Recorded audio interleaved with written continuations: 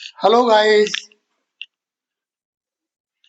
आज का हमारा टॉपिक है characteristics of DC shunt motor. अगर आपने हमारी वीडियो देखी है तो हमारी जो लास्ट वीडियो थी वो डीसी सीरीज मोटर के ऊपर थी। ठीक है, तो आज हमारी क्या है, शंट मोटर के ऊपर है।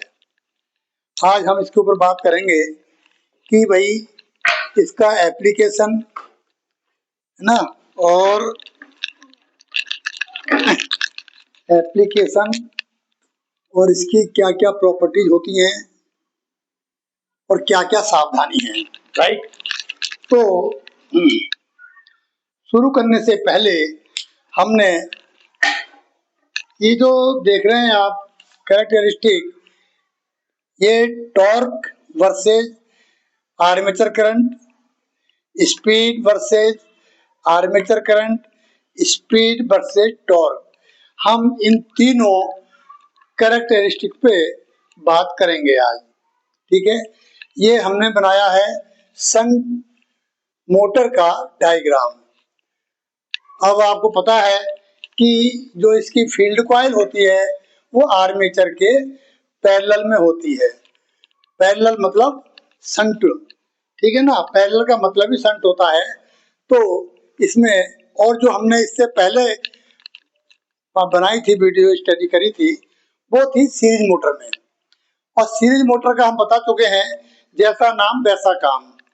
उसका नाम ही सीरीज इसलिए पड़ा है कि ये जो फील्ड कॉइल है वो आर्मेचर के सीरीज में होती है। ठीक है, इनके डिजाइन, अभी इसके बाद हमारा एक वीडियो है, जो लास्ट मोटर है हमारी, वो है कंपाउंड मोटर।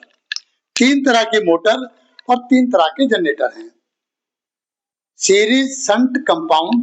ये जनरेटर भी होते हैं और मोटर भी होते हैं। इनकी आवश्यकताएं क्यों पड़ी अलग अलग, एक ही मोटर से काम क्यों नहीं चला, इसके पीछे भी हम स्टडी कर सकते हैं और पीछे हमने की भी है।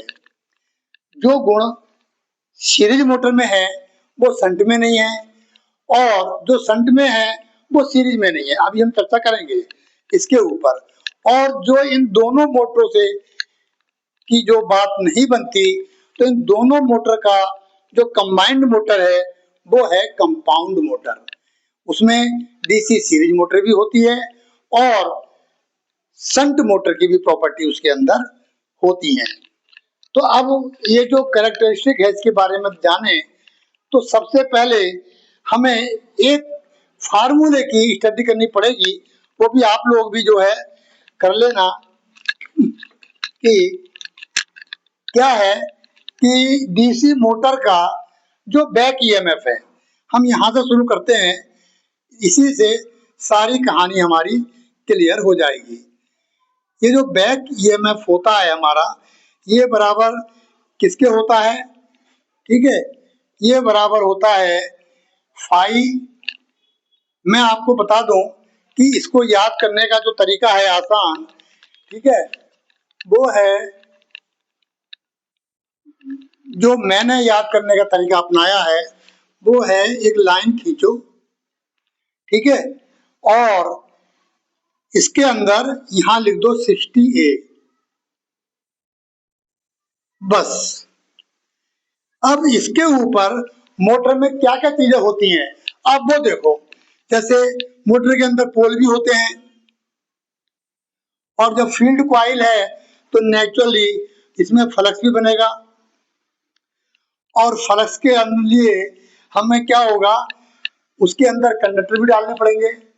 भाई जो कॉइल बनी हुई है ये क्या है, ये भी कंडक्टर है ना। और जो आर्मेचर में बाइंडिंग होती है कॉपर की, वो भी कंडक्टर होते हैं। यानी कि आप यहाँ पे जेड लिख दो, और जब हमारी मोटर घूमेगी तो उसकी स्पीड भी कोई ना कोई होगी, तो यहाँ लिख दो आप एन। बेटा फार्मूला याद करने का तरीका बता रहा हूँ, क्योंकि मैं भी इसमें बहुत कंफ्यूज रहता था जब पढ़ता था। तो बस एक बार मुझे याद हो जाए तो P phi Z N upon 60A। अब देखो, अगर फार्मूला आपने लिख दिया तो ये क्या क्या इंडिकेट करते हैं, ये किस ना किस तरीके से आप पूरा कर लेंगे। जैसे पी क्या है, नंबर ऑफ पोल्स है, फाई पोल्स के थ्रू बनने वाला फ्लक्स है जो नॉर्थ टू साउथ जाता है। ठीक है। जेड ये क्या है, नंबर ऑफ कंडक्टर हैं। और एन क्या है, ये हमारी मोटर की स्पीड है। और ए क्या है, ये नंबर ऑफ पाथ हैं पैरेलल। अब ये क्या पाथ क्या चीज है, जब आर्मेचर की हम बाइंडिंग करते हैं तो उसमें खांचे बने होते हैं, स्लॉट्स। उन स्लॉट्स में हम कंडक्टर डालते हैं, यानी कि कॉइल डालते हैं। तो वो एक तार की बनी नहीं होती। हम लोगों ने कभी आपको बताया होगा फ्लेमिंग के राइट हैंड का नियम और लेफ्ट हैंड का नियम। तो उसमें हमने एक कंडक्टर से दिखाया था कि ये कॉइल है, नॉर्थ के संपर्क में है इसका एक सिरा, और दूसरा क्या है, साउथ के संपर्क में है। तो वहां पे एक कंडक्टर सिर्फ स्टूडेंट को समझाने के लिए हम दिखाते हैं। अदरवाइज कई नंबर ऑफ कंडक्टर्स की एक कॉइल बनी होती है जो उस स्लॉट्स में डाली जाती है। जो वो स्लॉट्स हैं उन्हीं को हम पैरेलल स्लॉट्स बोलते हैं। तो ये क्या है, पैरेलल स्लॉट्स की संख्या है। ठीक है। अब जब आपको ये पता लग गया तो अब हमें ग्राफ बनाना है स्पीड और टॉर्क के बीच में। ठीक है। तो क्या करेंगे, हम इसको एन को हम निकालने की कोशिश करेंगे। इसके नीचे 1 मान लें। बच्चों बिल्कुल छोटे लेवल से मैं समझाने की कोशिश कर रहा हूँ, वरना तो फटाफट एन का फार्मूला में लिख देता। अब ये देखो, यहाँ पे क्रॉस मल्टीप्लीकेशन होता है। ठीक है। तो हम ये लिख देंगे यहाँ पे EV इंटू 60A, और ये बराबर हो जाएगा, क्या हो जाएगा, P phi Z and N. हो गया। हमें तो एन निकालना है ना, तो एन क्या करेंगे कि ये सारा की सारा इसके नीचे आ जाएगा और एन रह जाएगा एक साइड में। वो अलग बात है, आप उसे लेफ्ट हैंड साइड में रखें या राइट हैंड साइड में रखें। जैसे यहाँ पे क्या है, राइट हैंड साइड में है, मैं इसको एन को लेफ्ट हैंड साइड में ले रहा हूँ ताकि हमें कैलकुलेशन में आसानी रहे। तो यहाँ क्या बचेगा आपका, ये बराबर हो जाएगा back EMF into 60A upon P phi और जेड। ये हो गया। अब यहां से शुरुआत होती है हमारी स्पीड निकालने की किसी भी। अब देखो यहाँ पे थोड़ा सा मैं बात करना चाहूंगा कि जो स्पीड है वो डिपेंड किस पे करेगी, बैक ईएमएफ पे, पैरेलल पाथ पे, नंबर ऑफ पोल्स पे, फ्लक्स पे, और नंबर ऑफ कंडक्टर पे। ठीक है, ये तो पक्की बात है। अब इसमें कुछ चीजें क्या हैं हमारी, इसमें कांस्टेंट है। जैसे नंबर ऑफ पाथ हमारे कांस्टेंट है, नंबर ऑफ कंडक्टर ये कांस्टेंट है, नंबर ऑफ पोल्स भी हमारे कांस्टेंट है, और हमारा फिर बचा क्या, ये 60। ठीक है ना, ये फार्मूले का हिस्सा हो गया। तो हमारी यहाँ पे जो स्पीड निकल के आई वो क्या आएगी, बैक ईएमएफ अपॉन क्या आएगी, फ्लक्स, यानी कि फाई के। क्या मतलब हुआ इसका, यानी कि एन प्रोपोर्शनल टू हो गया हमारा बैक ईएमएफ, और एन इनवर्सली प्रोपोर्शनल हो गया किसके, फ्लक्स के। अब यानी कि बैक ईएमएफ बढ़ेगा तो हमारा क्या होगा, फ्लक्स भी बढ़ेगा। बैक ईएमएफ बढ़ेगा तो हमारी स्पीड भी बढ़ेगी, और यहाँ फ्लक्स बढ़ेगा तो स्पीड कम होगी। यहाँ हमने ग्राफ दिखाया नहीं है फ्लक्स के और स्पीड के बीच में। ठीक है, हमने जो दिखाने की कोशिश की है ग्राफ, वो टॉर्क और आर्मेचर करंट, आर्मेचर टॉर्क बोलूं या आर्मेचर ओनली टॉर्क बोलूं, उसका मतलब एक ही होता है। क्योंकि किसी भी डीसी मोटर का जो हमें टॉर्क मिलता है, ठीक है, वो आर्मेचर के हिसाब से ही मिलता है। तो उसे आर्मेचर टॉर्क कह दोगे, कोई बुराई नहीं है। खाली टॉर्क भी बोल दोगे तो मैंने यहाँ सिर्फ टॉर्क लिखा है, आर्मेचर टॉर्क नहीं लिखा है। तो इसकी जो कैरेक्टरिस्टिक है उससे थोड़ा डिफरेंट है, किससे, सीरीज मोटर से। आपको ध्यान होगा सीरीज मोटर की जो कैरेक्टरिस्टिक है कैसी है, वो बच्चों कुछ इस तरीके की थी। ठीक है, अगर मैं इसे स्पीड n बोल दूं और इसे आर्मेचर करंट बोल दूं तो क्या हो रहा था, आर्मेचर करंट अगर कम हो रहा है तो स्पीड बढ़ रही है, ठीक है ना, और आर्मेचर अगर बढ़ रहा है तो इस आर्मेचर करंट का मतलब क्या है, लोड करंट। बेटा ये भी एक ही बात है, क्योंकि सीरीज मोटर में सब बराबर होता है, क्या, लोड करंट और फील्ड करंट, ऐसे ही सीरीज करंट बोल देते हैं इसे, है ना। ये सब क्या होती है, एक ही चीज होती है, बराबर होती है। यानी कि लोड बढ़ेगा तो स्पीड हमारी कम होगी, और लोड कम होगा यानी कि आर्मेचर करंट कम होगी तो स्पीड बहुत ज्यादा होगी। अगर मैं यहाँ जीरो मान लूं और आर्मेचर करंट अगर मैं जीरो कर दूं तो स्पीड इतनी ज्यादा हो जाएगी कि इनफिनिट पे पहुंच जाएगी।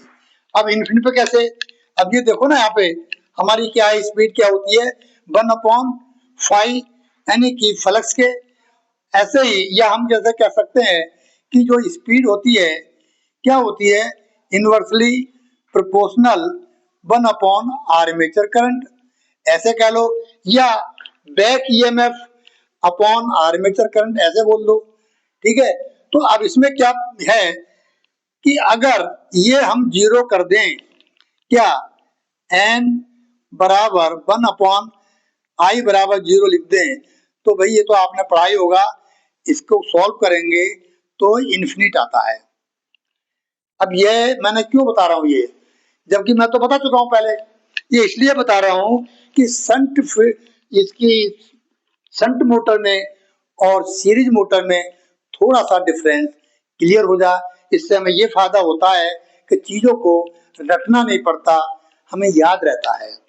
ठीक है, तो मगर अब ये चीज हमारी, ये जो हमारी शंट मोटर है, इसमें क्या है, इसमें रहती है कांस्टेंट।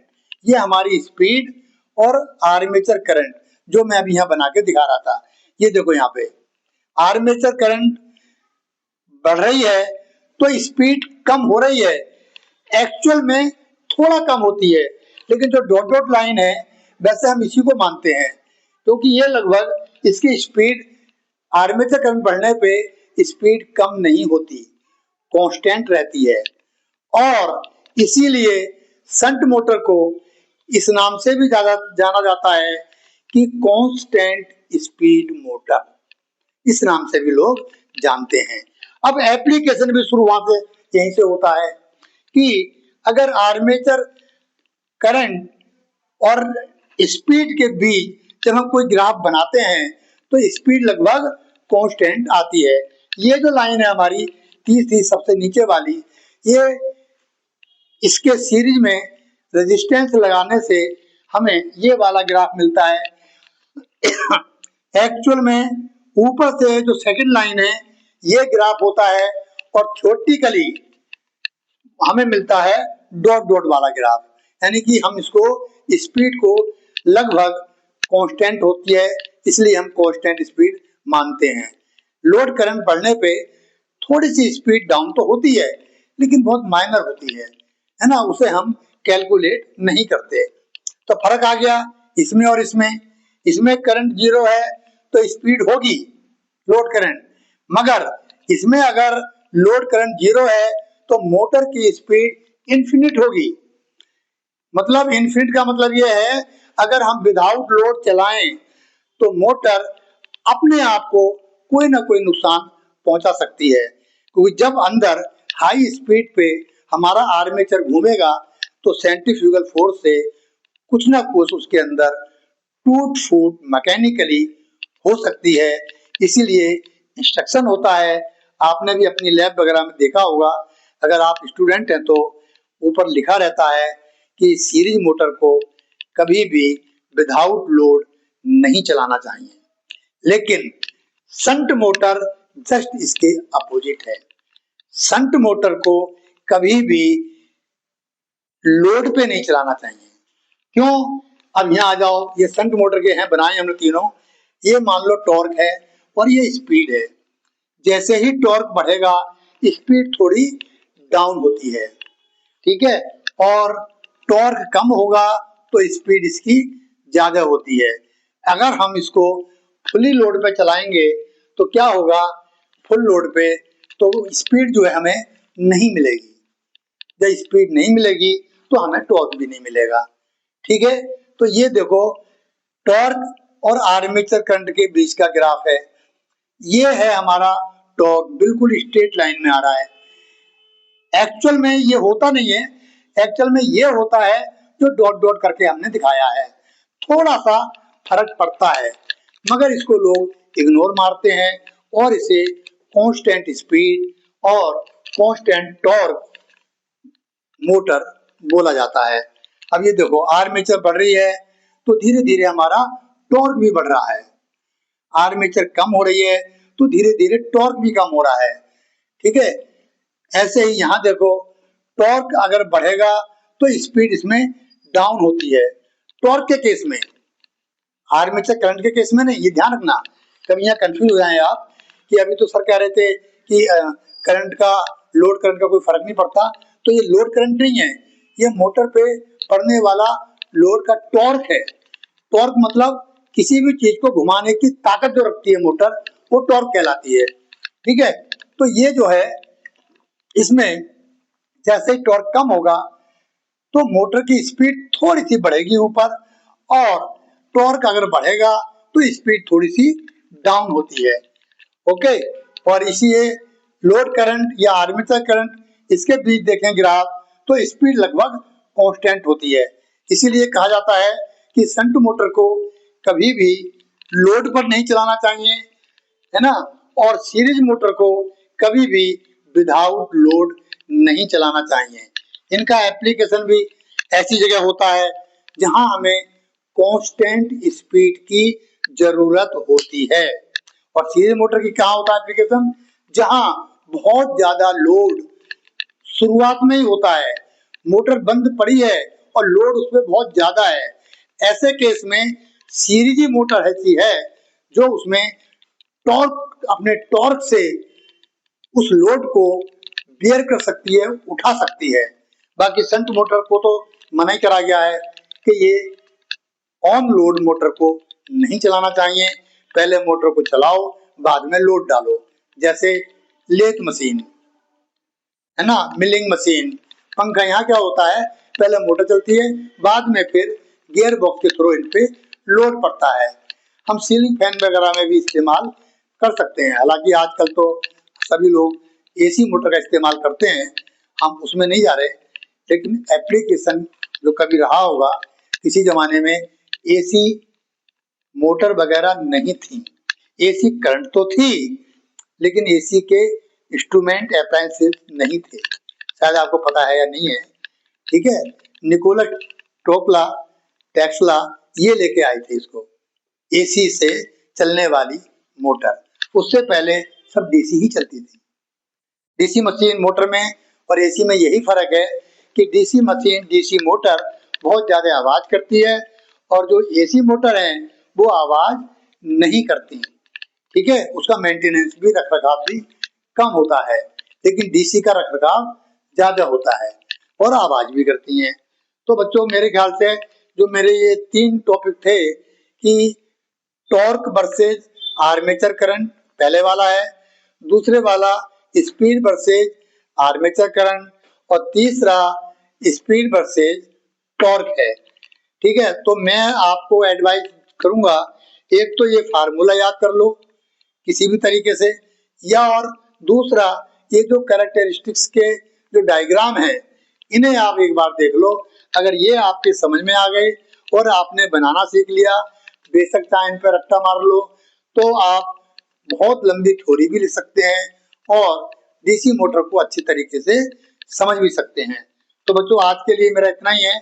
इसके बारे में मैं क्या समझाऊं, ठीक है, ये फील्ड शंट फील्ड कॉइल है जो आर्मेचर के पैरेलल में रहती है। इसके बारे में मैं कुछ ज्यादा नहीं बताऊंगा।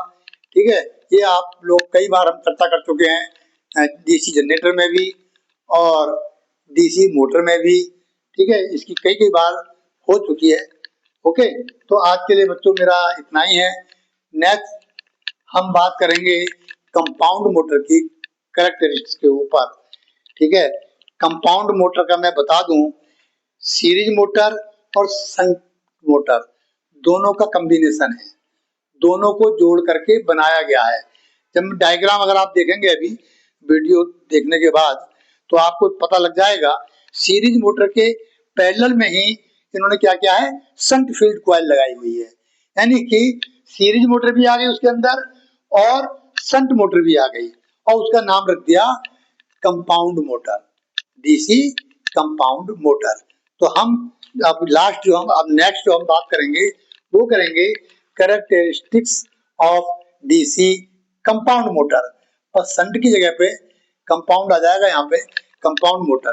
तब तक बच्चों अपना ख्याल रखें, खुश रहें, तब तक के लिए नमस्कार।